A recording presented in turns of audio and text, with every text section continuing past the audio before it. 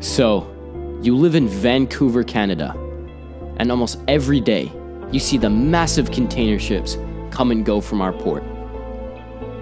You probably know what they do too. They take stuff from across the world and bring it here, right outside your door. In this short but sweet documentary, I will go over the importance of knowing why we have such a popular harbor, why knowing how it affects us and affects life in Vancouver, and where all these ships are coming from and why.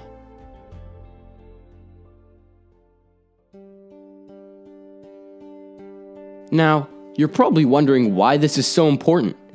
I believe that it is crucial for every citizen living in Vancouver to understand why that city exists in the first place. Now, you need to understand that the reason our city exists in the first place is because of import and export.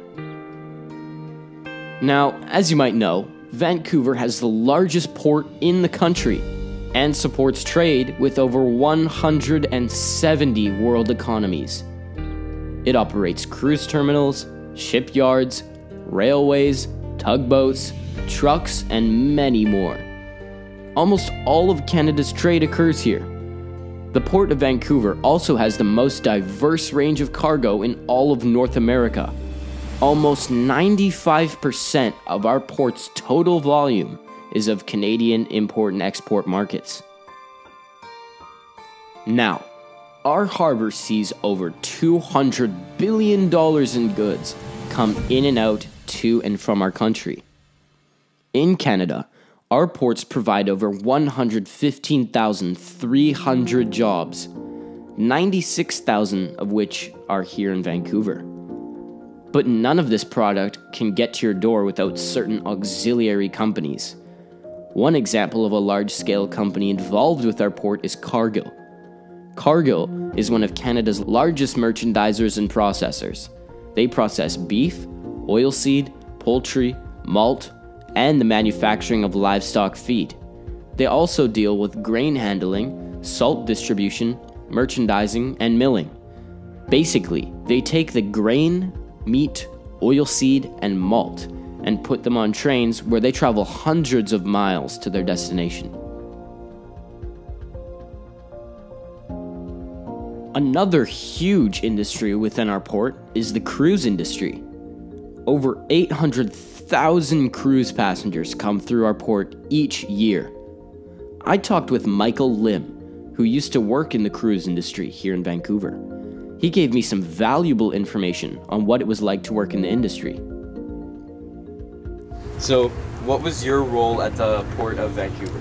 So, out of high school, one of my first roles was bus dispatcher. So basically, there are thousands of people on these cruise ships, and most of them needed transportation to the airport. So they had pre-arranged their transportation through the cruise line, and it was our job to provide that transportation. So we arranged coaches to pick them up, and so we loaded them up once they got off the cruise ship and sent them to the airport or to the hotels if they were staying an extra day in Vancouver.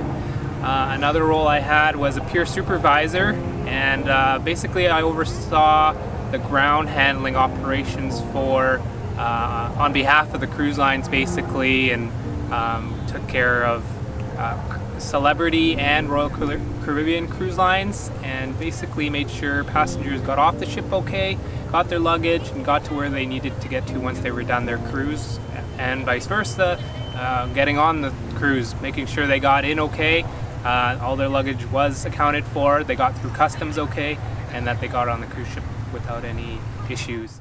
So the next question is, how many jobs approximately are created as a result of the tourism and cruise ship industry in Vancouver? I would say there are around 70,000 jobs created each year, full-time jobs.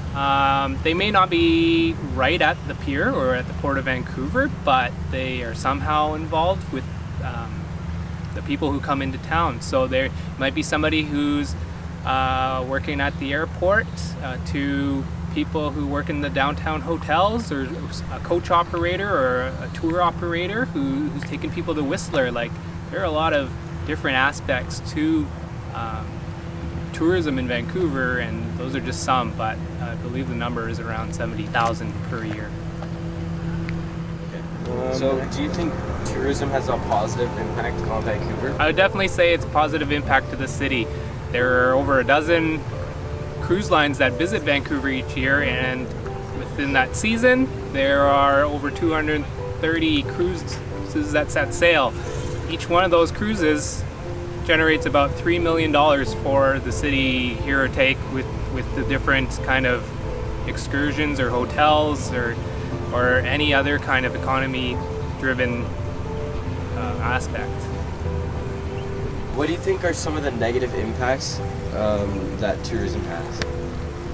That's tough, because I mean, how can anything that generates money for your city be negative? But I mean, there are always going to be people out there who think that the cruise ships are full of pollution, whether it be air pollution, noise pollution, or they're dumping toxins into the water. But in fact, cruise lines have green programs in place, and I know Port of Vancouver has also green energy systems that they enforce too. So I know, like the cruise ships, they don't run when they're tied up for the day in dock, and they run off electricity rather than fuel. So they're not burning carbon energy basically and blowing that into the water or to the air. So I do know there could be issues in the future where the cruise ships that are being built these days are almost too big, and soon, who knows how long, the Vancouver port is going to be open because of some of these larger ones that may not fit underneath the Lionsgate Bridge. So we'll see what happens in the future, but there's talks that they may have to move the port because of that factor. Now that you know a little bit more about our harbor, you can take this knowledge with you wherever you go. Whether you're on your way to work, school, or heading downtown for fun, you might end up seeing our port, and it shows that it's always good to know more about your city.